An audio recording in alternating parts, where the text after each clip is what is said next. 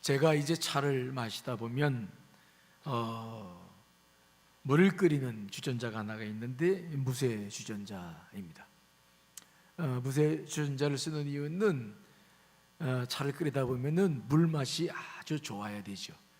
그래서 물 맛은 차의 몸과 같다. 아주 차 맛을 내는데 물 맛이 중요해요. 가장 좋은 물은 이제 바위에서 솟아나는 물인데 그런 물을 구할 수가 없기 때문에 대신 이제 무쇠 주전자를 통해서 좋은 물을 이제 끓여서 차를 마십니다. 그런데 이 무쇠 주전자는 물맛을 참 좋게 하고 단맛을 내지만 단점이 하나가 있습니다. 그것은 바로 뭐냐면 이 무쇠 주전자에서 물을 끓이고 난 다음에 그 주전자를 잘 말리지 않으면 녹이 쓴다는 거예요. 녹이 슬어요. 그래서 이 녹을 제거하지 않으면 그 녹이 어느새 이게 커져가지고 쇠를 먹어 들어가요. 그래서 쇠도 구멍이 나는 거예요. 못 쓰게 되는 거죠. 그렇기 때문에 좋긴 좋은데 무쇠 주전자를 잘 또 말려서 쓰지 않으면 안 되는 겁니다. 저는 그런 일들을 가끔 이렇게 보면서 한 가지 좋은 깨달음을 얻어요. 녹은 분명히 쇠에서 나는데 결국 그 녹이 쇠를 먹어버리는 거죠. 그래서 무쇠 주전자 자체를 못 쓰게 만들어요.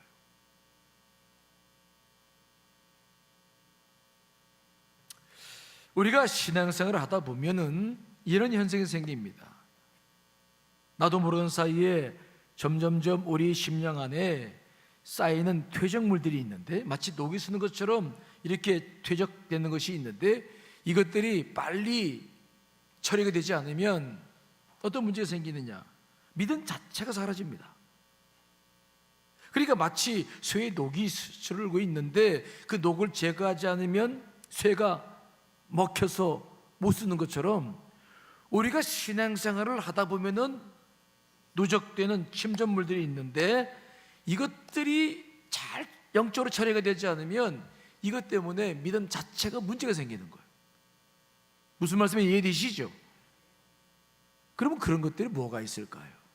뭐가 우리의 신앙생활에 녹이 자꾸 들어서 우리 믿음 자체를 잃어버리게 하는 것일까요?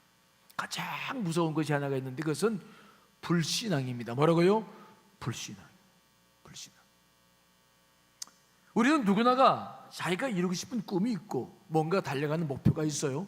그래서 그 일을 위해서 애를 쓰고 기도하면서 나아갑니다. 그런데 인생을 살다 보면 그런 꿈들이 다 이루어지는 것이 아닙니다. 그렇죠?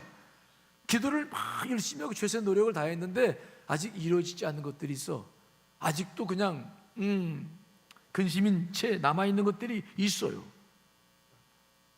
열심히 노력하고 기도했는데 이루어지지 않는 것들입니다.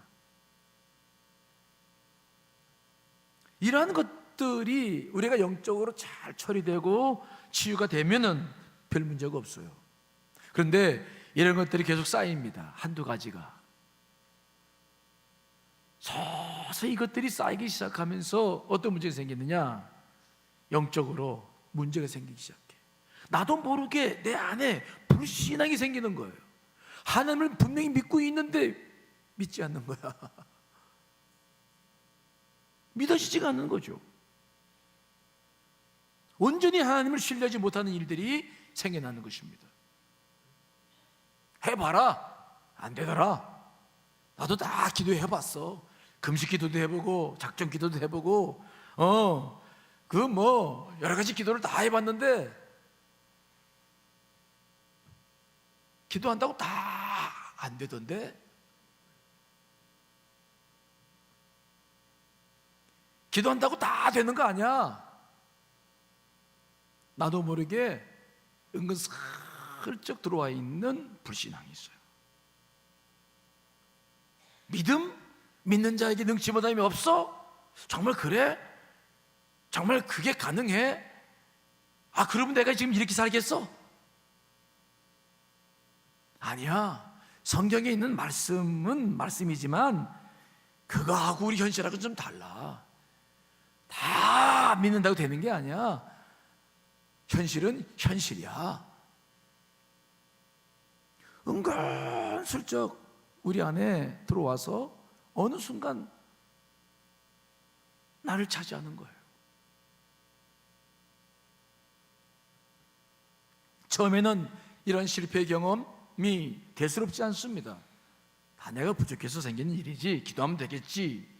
그런데 이것들이 치유가 되질 않고서 그냥 내 안에 남아버리면 이것들이 자라기 시작하는 거예요. 녹이 커지는 거죠. 내 안에서 믿음이 자라고 믿음이 성장해야 되는데 대신 불신앙이 자라는 겁니다. 이해되시나요? 주님과의 관계나 믿음이 더 성장해서 정말 뜨겁게 기도하며 주님의 뜻을 이루어 나가야 되는데 그것이 성장하는 것이 아니라 내 안에 있는 불신앙이 자라요. 마치 이것이 암덩어리처럼 처음엔 조금 했어. 근데 이 암덩어리가 계속 늘어나면서 커지면서 사람을 쓰러뜨리는 것처럼 내 안에 있는 그 불신앙이 막 자라는 겁니다. 겉은 멀쩡해. 저 좀 봐요. 겉은 멀쩡하죠? 겉은 멀쩡해. 뭐 보이는 게 별로 드러난 게 없어. 근데 속에서 암덩어리가 자라는 것처럼 속은 뭔가가 문제가 생긴다는 거예요.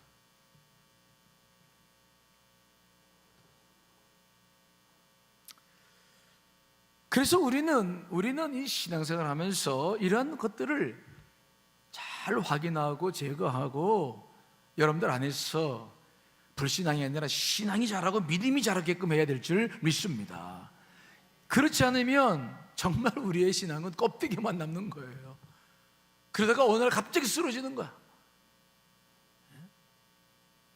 암 환자들을 보세요. 처음에는 잘 표시가 안 나요. 마지막 가서는 정말 다 무너지지만 그렇지 않아요. 멀쩡해요. 표시 안 납니다. 근데 점점 암세포들이 번식되어 가고 있는 거예요. 이게 무서운 것입니다. 점점 늘어나는 것이 신앙이 아니라 불신앙이라는 거.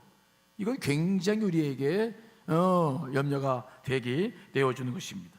그러므로 우리는 이런 문제들을 해결해야 돼요. 오늘 본문에 나오는 인물 가운데 한 사람, 아브라함과 사라, 이 사람들이 바로 그런 사람들이었어요. 하나님께서 그들을 부르셨을 때 그들은 즉각적으로 순종했습니다. 왜? 큰 민족이 아비가 되겠다. 큰 민족을 이루어주겠다. 아니 아들도 없는데 큰 민족을 이루어주겠다고 하니까 아브라함과 사라가 그냥 아멘 하고서 그 갈대우르부터 시작해가지고 그냥 가나안 땅까지 그 평생에 이루는 모든 것을 포기하고 주님을 따라 달려왔어요. 그런데 그러면 하나님께서 큰 민족을 이루신다고 한다면 금방 빨리 아들을 주셔가지고 막 번식시켜야 되는데 아들을 주십니까? 안 주십니까? 줘요? 안 줘요? 몇 년간 안 줍니까? 몇 년간? 몇 년간 안 줘요? 25년이에요. 와, 여러분 25년이라는 시간이 짧아요? 길어요? 2달도 힘들어. 그렇죠? 2년, 그거 정말 뭐 하늘의 별들은 그만두고 한 명이라도 주셨어야지. 그런데 뭐 25년 동안 안 줬으니 이 아브라함과 사라 속에 뭐가 자라기 시작합니까? 불신앙이 자라기 시작해요. 한 10년쯤 되었을 때 아브라함과 사라가 너무 화가 나가지고 하나님 앞에 막 불평불만을 해요. 하나님 그만둡시다. 이제 뭐 당신과 나와의 관계 그만두고 나 내 종 엘리에셀을 그냥 후계자로 삼아서 할 테니까 더 이상 신경 쓰지 마십시오. 아브라함이 막 그렇게 나와죠. 화가 나니까 10년도 작은 기간이 아닙니다. 그렇죠? 지금 여러분들이 기도하는 것 가운데 10년 동안 기도하는 게 있습니까? 있죠? 있기를 바랍니다. 근데 10년이라는 것이 얼마나 긴 세월입니까? 화가 나가지고 막 그러니까 하나님께서 아브라함에게 찾아오셔가지고 아브라함아 너 왜 그러냐? 잠깐 밖에 나가보자. 그래서 문을 열고 밖에 나오니까 막 밤하늘에 별이 초롱초롱 뜨고 아이고 인도네시아의 별이 막 얼마나 아름다운지 지금도 기억납니다만은 그 별들을 바라보시면서 꿈을 가져라, 소망을 가져라. 그래서 아브라함이 좀 진정됐어요. 그러면 금방 주셔야 되는데 또 안 주셔.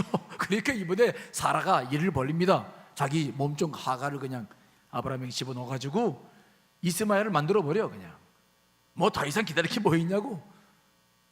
그러면서 그들 안에 계속 뭐가 쌓입니까? 불신앙이 녹이 슬듯 조금씩 하나님을 안 믿는 거 아니에요. 하나님 믿습니다. 섬깁니다. 하나님을 찬양하고 예배합니다. 그런데 그들 가슴속 깊은 곳에는 뭐가 쌓이기 시작합니까? 불신앙이야. 믿지 않아.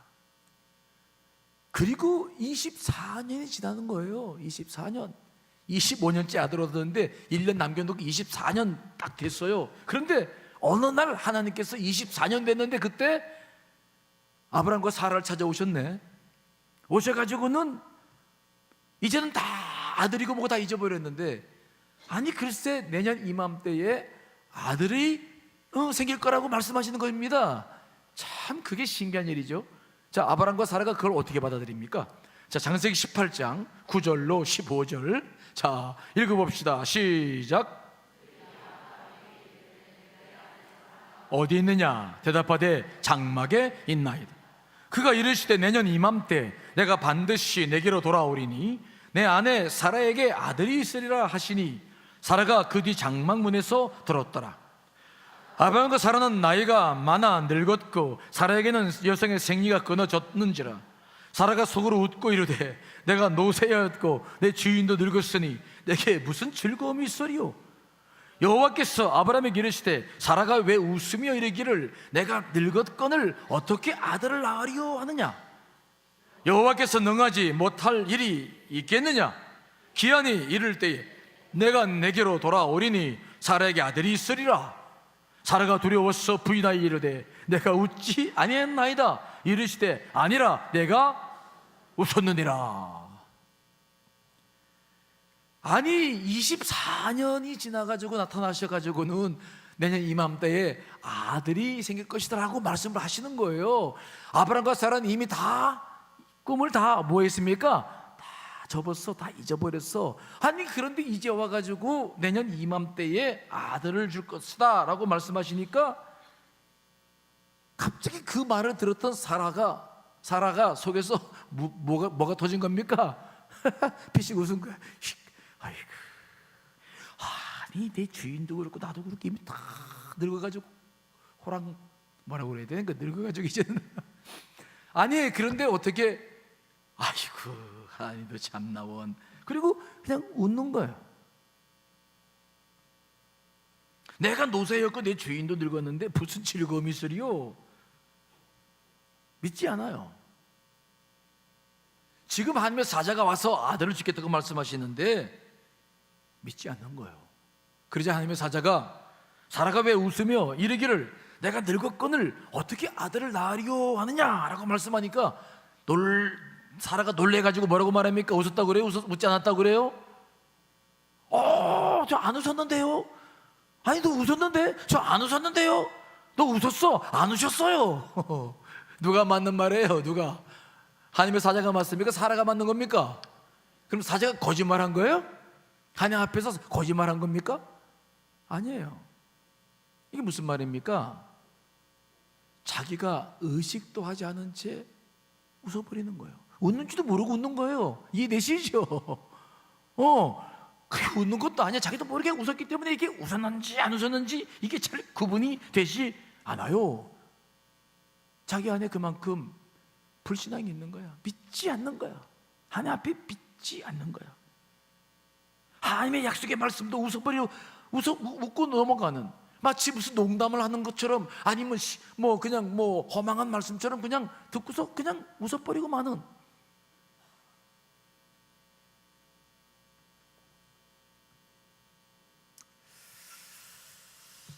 여러분 혹시 여러분들에게도 이런 불신앙의 요소가 있나요? 여러분의 영혼 속에 지금 자리 잡고 있는 게 뭡니까? 정말 하나님께 대한 믿음이 있습니까? 여러분 기도하면 하나님께서 들어주신다는 확신이 있습니까? 있습니까? 정말 여러분들과 함께 하나님께서 지금 함께 하고 계십니까?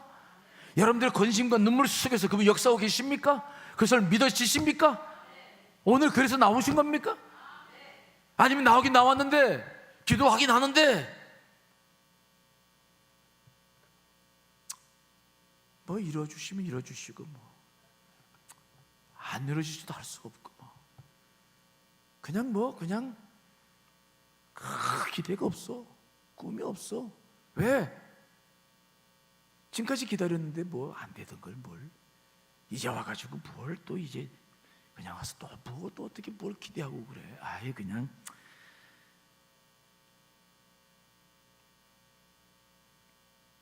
불신앙이었던 사라는 자신도 모르게 웃어버렸어요.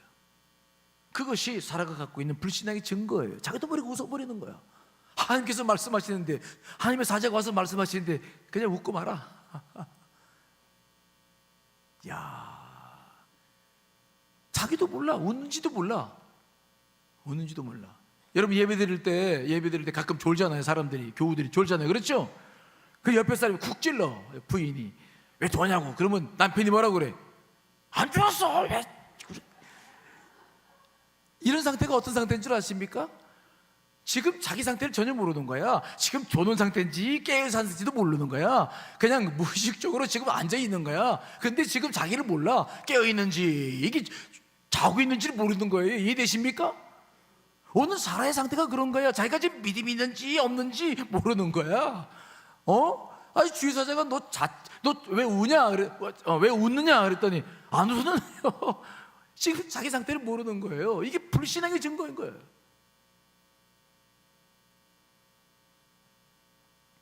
그렇다고 한다면 우리에게 있어서 불신앙의 증거는 무엇입니까? 어떤 증거가 있을까요? 만일 우리에게 이런 불신앙이 있다고 한다면, 저 앞에 나와 있지만 정말 내가 하나님을 믿지 못하는 지금까지 내게 기도했던 것들이 이루어지지 않았어, 별 기대 없이 앉아있다고 한다면 어떤 일이 벌어집니까? 첫째는 말씀과의 반응인데, 말씀이 믿어지지 않아. 뭐라고요? 말씀이 믿어지지 않아. 오늘 지금 제 설교를 듣고는 있어. 얼굴은 절 쳐다봅니다. 눈은 지금 시퍼렇게 떠서 절 쳐다봐요. 근데 속은 지금 어디가 있는 겁니까? 아유, 빨리 끝나고 오늘 가서 뭘 해야 되나? 닭을 시켜 먹을까? 아니면 뭐 영화를 볼까? 말씀이 내 안에 들어오질 않아. 말씀이 내 안에서 역사하질 않아. 말씀이 내 속에서 아무 관계가 없는 것처럼 느껴져요. 불신앙의 증거예요. 주님께서 말씀하시면 그냥 영혼이 깨워서 막 해야 되는데, 여호와의 사자가 내년 이맘때쯤 너 아들을 할 거야 그런데도 씩 웃어버려. 그 말씀이 속에 들어오질 않아. 왜 웃었냐니까 왜 웃었는지도 몰라. 말씀이 들어오지 않아요. 말씀에 반응할 수 없습니다. 듣긴 듣는데 안 들어요. 눈의 초점은 다른 데 가 있죠. 관심도 다른 데 가 있어요. 잡다한 생각들이 말씀을 듣는 순간에 찾아와서 딴 생각만 계속 쫓다가 졸다가 가기도 하죠. 또 불신앙이 있는 사람들의 특징이 뭐냐? 기도를 하긴 하는데 그래서 기도도 전심으로 못합니다. 왜? 뭐가 있기 때문에요? 불신앙이 있는 거예요. 아니 사람과 대화를 해보세요. 내가 신뢰하지 않는 사람과 대화를 해보면은 그 사람의 대화를 내가 들을 수도 없고 나도 중심으로 그 사람에게 무슨 말을 할 수 있습니까? 없습니까? 그냥 하는 거야. 그냥 하는데 정말 중심을 기울일 수 없어요. 왜? 믿질 않는 걸 뭘. 하나님께 대해서 정말 믿는다고 한다면, 오늘 이 시간 내 기도가 응답된다 사실 믿는다고 한다면 그냥 기도할 수 없습니다. 전심으로 기도할 수밖에 없는 줄 믿습니다. 정말 최선을 다해 부르짖고 기도합니다. 왜? 그분을 믿기 때문에, 그분의 신앙이 그분의 사랑과 은혜가 내게 필요하기 때문에, 그분이 없으면 안 되기 때문에 나는 오늘 기도밖에 할 게 없어. 정말 목숨을 걸고 기도할 수밖에 없어요. 그런데 불신앙이 들어와 보세요. 기도해도 안 되는 걸 뭐. 그동안 기도했는데 안 되잖아. 근데 뭐 이제 와서 내가 뭐 이렇게 기도를 열심히 해. 그냥 안 하면 좀 안 되니까, 마음이 껄쩍지근하니까 또 그냥 갈 수는 없고 한번 해보게 하는데, 그런데 전심을 다하진 않아요. 그래서 기도하다가 중언부언하거나 아니면 자기 생각에 빠져 있다가 그냥 종소리 나면 일어나서 가는 거예요. 생명이 없어요.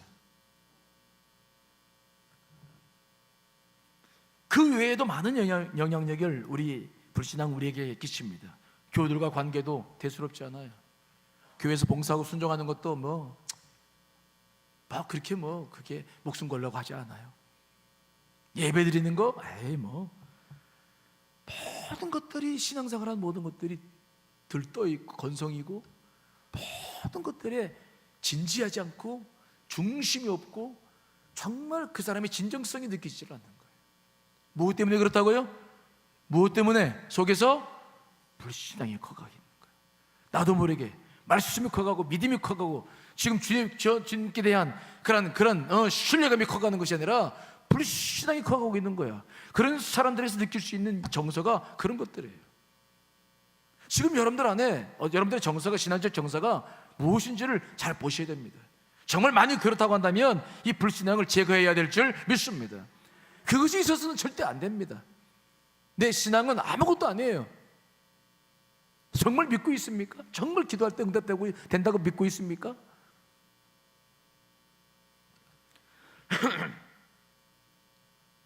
아브라함과 사라가 이런 상태이기 때문에 하나님께서 하신 일이 있습니다. 뭡니까? 아들을 주겠다고 생각하신 25년 전 1년을 앞두고 사라와 아브라함을 찾아오신 거예요. 한번 생각해 보십시다. 이게 좀 이해가 안 되는 부분이죠. 왜?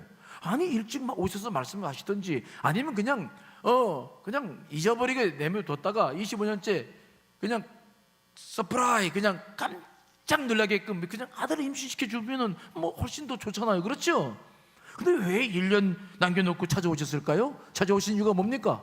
무엇을 지금 회복시키기 위한 것입니까? 여러분 기억하십시오. 우리가 경험하던 모든 신앙의 역사는 믿음이 없이는 이루어지지 않아요. 믿음이 없이는 아무것도 이룰 수 없습니다. 그래서 오늘 아브라함과 사라에게 아들을 줘야 되는데 아브라함과 사라가 믿지 않아. 그래서 그 임신할 수 있는 기간이 있어야 되기 때문에 그 전에 오셔서 그의 믿음을 지금 회복시켜 주는 것입니다. 그의 믿음을 깨워주는 것입니다. 그의 불신앙을 제거시켜 주는 것입니다. 이해되십니까? 그래서 오신 이유가 1년 남겨놓고 오신 이유예요.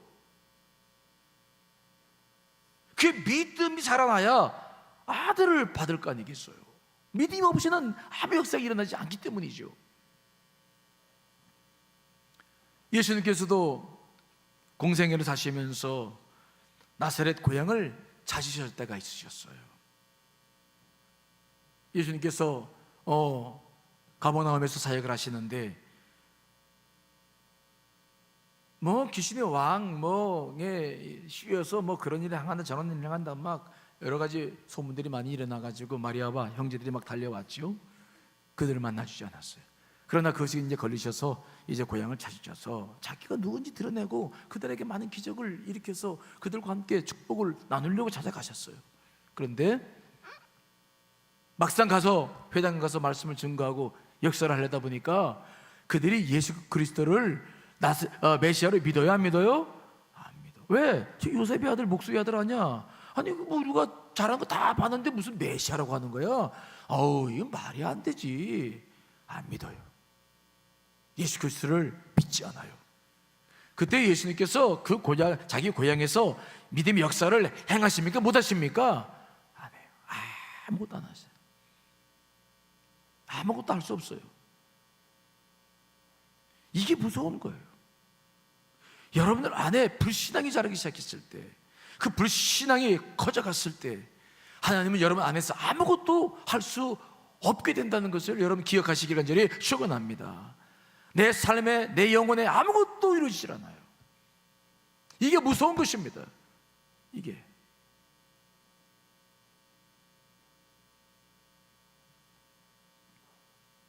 만일 아브라함과 사라가 믿음이 온전했다고 한다면 1년 남겨놓고 오시지 않았을 거예요.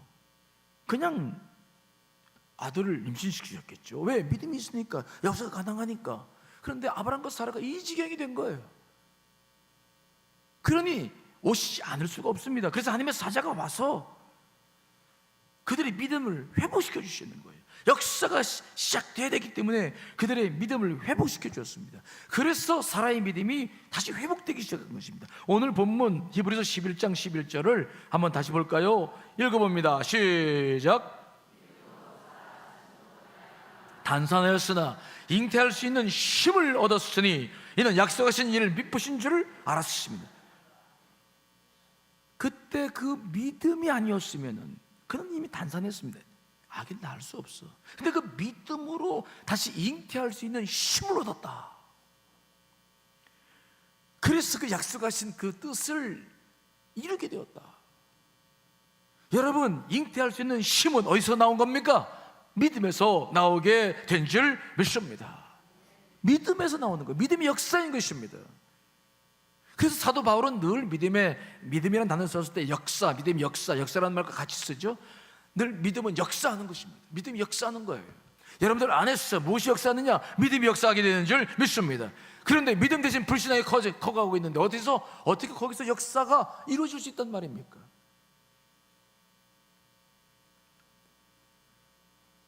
그러므로 우리에게도 믿음의 회복이 필요해요. 정말 오늘 우리가 기도할 때 여러분들 안에 믿음이 온전한가를 확인하시길 간절히 축원합니다.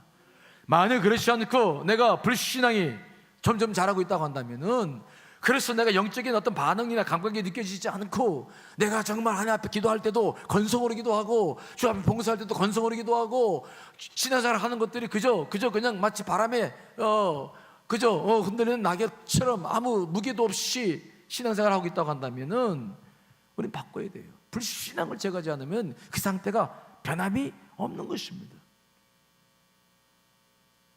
기도는 하고 있는데 속에서는 패배의식이 있어, 절망이 있어. 하나님께서 뭔가 해줄 거라는 소망을 다 잃어버려서, 이거는 굉장히 중요한 거예요. 그래서 신학적인 철학자 기억으로는 말합니다. 절망을 가리켜서 뭐라고 말합니까? 죽음에 이르는 병이다. 절망, 낙심, 불신앙, 이것이 우리 영혼을 병들게 만들고 죽게 만든다. 우리는 이 병을 극복해야 돼요. 저를 보세요. 자, 눈 좀 크게 뜨세요. 딱 두 사람이 졸고 있는데 저를 보세요. 우리는 이 병을 벗어나야 돼요. 자, 제가 오늘 좀 여러분들의 영혼을 좀 흔들어 깨워야 되는데, 추석 지나고 났더니 그냥 다들 저기 배추 절인 것처럼 다들 참 교훈들이 신기해요. 우리가 특세 20주년에 그렇게 뜨겁게 특세를 해서 막 자리따도 꽉 차서 같이 기도했는데, 추석 한 주간 보내고 났더니 그래 절인 배추처럼 쑥 죽어가지고들 이루고 있으니, 이게 참 도대체가 이게 우리 영적인 것이 그렇게 민감한 거예요. 그렇게 우리가 지속적이 이거 어려운 것입니다. 이거 빨리 또 극복해야 되겠죠. 자, 저를 보세요. 제가 오늘 외칠 텐데 따라하십시오. 따라하세요. 저를 보세요. 자기 스스로에게, 자, 가슴에 손을 대고, 됐습니까? 어때요? 손에 온기가 느껴집니까? 건성입니까? 아니죠. 자, 절 따라하세요. 나사렛 예수로 명하노니. 에이, 그래가지고 무슨 여러분 속에 있는 자식, 나사렛 예수로 명하노니 쌓인 불신앙아 떠나가라. 별로 아직도 느껴지지가 않네. 나는 여러분들의 그 외침이 느껴지지가 않아. 다시 한번. 자, 나사렛 예수를 명하노니 불신앙아 물러가라. 떠나가라. 믿음이 회복될지어다. 아멘. 하나님 영광 박수 한번 돌려볼까요?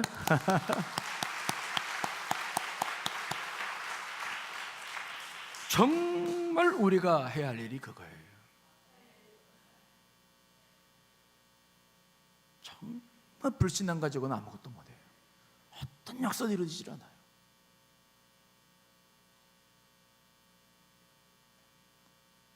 근데 여러분, 이 믿음이라고 하는 것은 무엇입니까?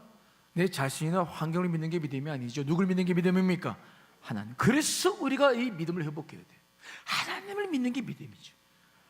오늘 사라가 믿음을 갖게 되자 변한 것이 있는데, 우리가 좀 전에 읽었습니다마는 이 히브리서 11장 11절을 공동번역 성경을 읽어보면 좀 뜻이 더 명확해요. 자, 한번 읽어보겠습니다. 시작. 원래 아이를 가질 수 없는 사람이었지만 믿음이 있었기 때문에 아이를 가질 수 있는 능력을 받았습니다. 사라는 약속해 주신 분을 진실한 분으로 믿었던 것입니다. 아멘. 무엇이 있기 때문에 아이를 가질 능력을 얻었다고요? 믿음이 있었기 때문이라는 거예요. 믿음이 있었기 때문에 아이를 가질 능력을 받았다. 그래서 사라는 약속해 주신 분을, 하나님을 다시 진실한 분으로 믿었다. 하나님에 대한 믿음을 회복하게 된 줄 믿습니다. 그게 회복됐다는 겁니다. 그래서 그가 어떻게 되었습니까? 아들을 품에 안은 거예요.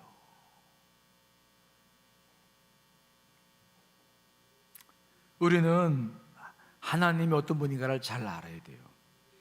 우리는 이렇게 실망합니다. 실망하면 가진 꿈을 잃어버려요. 우리는 잊어버려요. 아예 잊어버리는 게 아니라 포기해버려요. 더 이상 기대도 하지 않아요.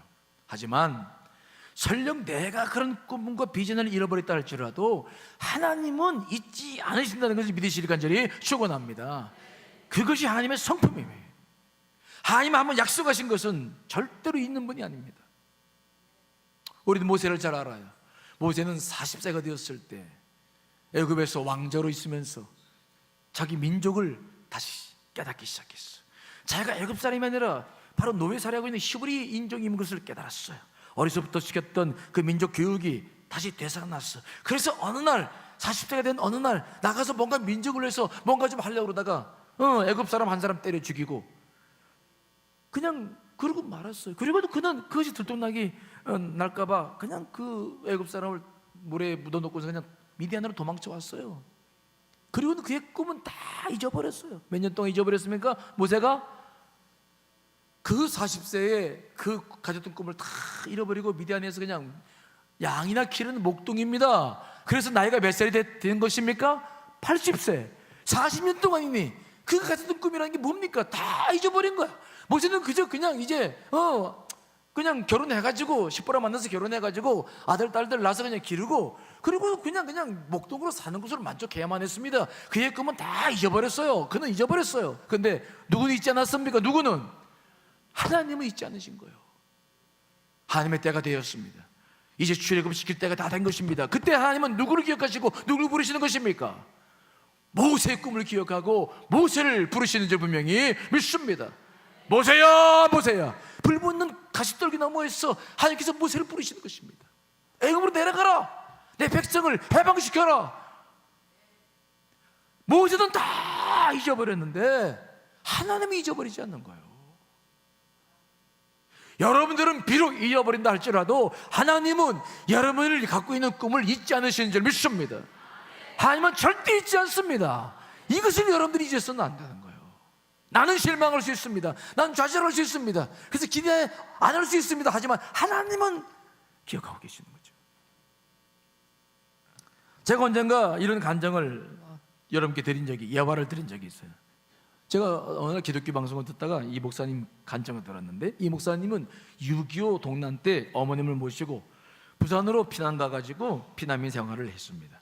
그런데 허드렛 일을 하시던 어머님이 병이 들어서 이제 몸 좀 눕자, 이 목사님이 그 어린 아이가 10대 중반밖에 안 된 사람이 이제 막일을 하면서 닥친 데 일을 하면서 돈을 벌어야 했어요.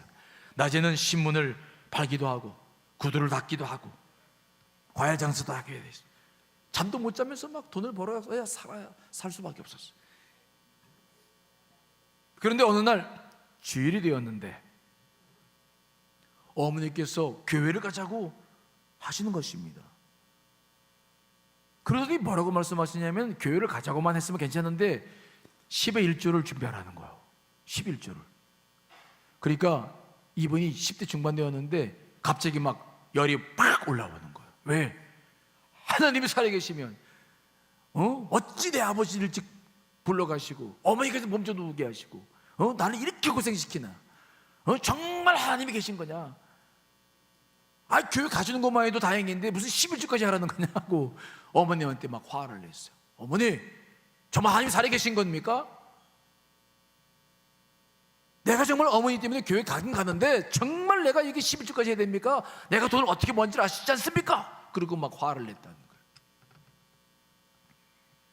그러자 어머니가 아들 손을 자꾸 눈물을 흘리며 말씀하시는 거예요. 물론 아들아, 내가 정말 고생하는 줄 내가 잘 안다. 너를 볼 때마다 미안하고 고맙구나.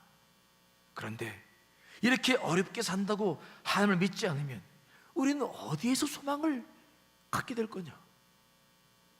내가 버는 그것으로 우리 가정과 너의 미래를 다 해결할 수 있겠느냐?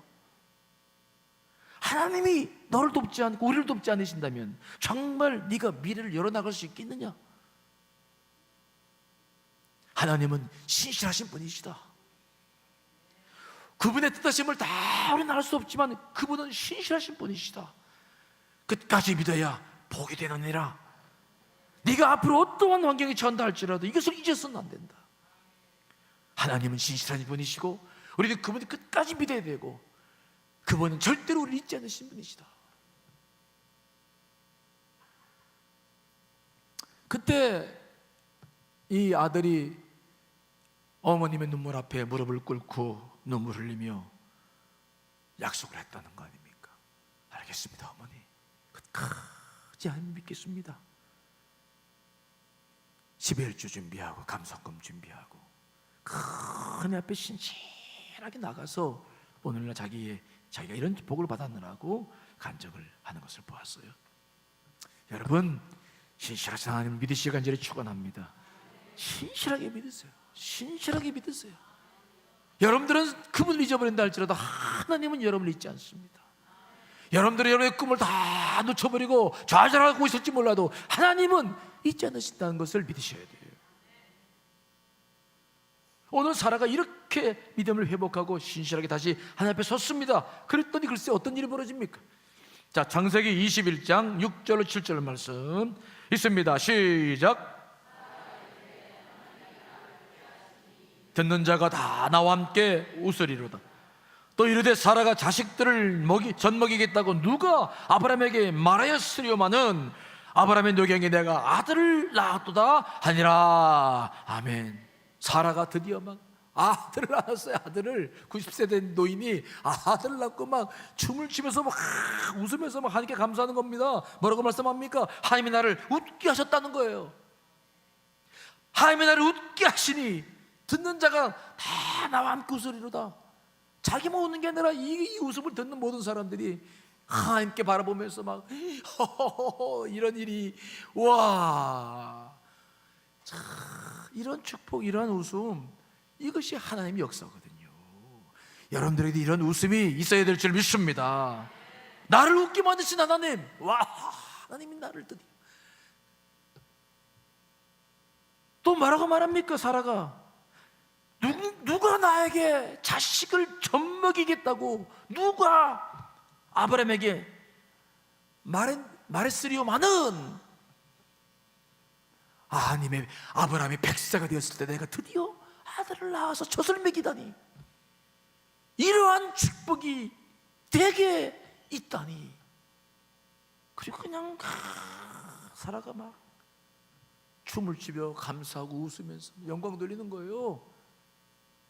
이것이 아브라함에게만 있었던 것이 아닙니다. 자, 히브리서 11장 12절 말씀 읽어봅니다. 시작. 죽은 자와 같은 한 사람으로 말미암아 하늘의 허다한 별과 또 해변의 무수한 모래와 같이 많은 후손이 생육하였느니라. 죽은 자와 같았던 한 사람으로 말미암아 이런 복이 이루어져서 약속하신 대로 하늘의 별과 같이 바닷가의 모래알처럼 지금 하나님을 믿는 백성들이 그렇게 많아졌음을 여러분 보고 계십니까? 보고 계십니까? 그 증거 중에 하나가 누굽니까? 여호와 여러분, 나 아닙니까? 우리가 아닙니까? 우리가 바로 이 사라의 믿음의 증거입니다. 아브라함의 믿음의 증거예요. 그가 기대하고 고대했던 것처럼 지금 이렇게 하늘의 별들과 바닷가의 모래알처럼 이렇게 수많은 사람들이 하나님 앞에 하나님의 믿음의 가문을 이루고 있습니다. 믿음의 자식이 되어져 있는 것입니다. 그 놀라운 꿈과 비전이 이루어진 것입니다. 우리가 증거예요. 우리가 증인입니다. 이것을 우리가 봐야 될 줄 믿습니다.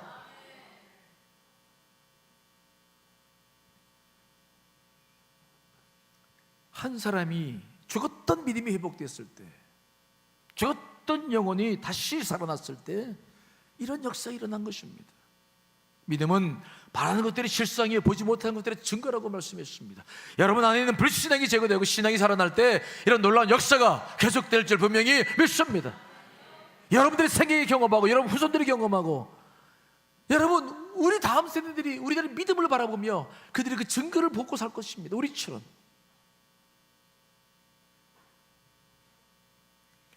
그러므로 우리가 이 시간에 기도해야 될 게 뭡니까? 아버지요, 내 불신앙을 제거하여 주시옵소서.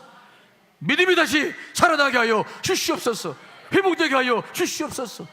그래야 내 가정도 우리 교회도 이 사회도 이 민족도 희망이 있는 거 아니겠습니까? 죽은 믿음으로 무엇을 할 수 있겠습니까?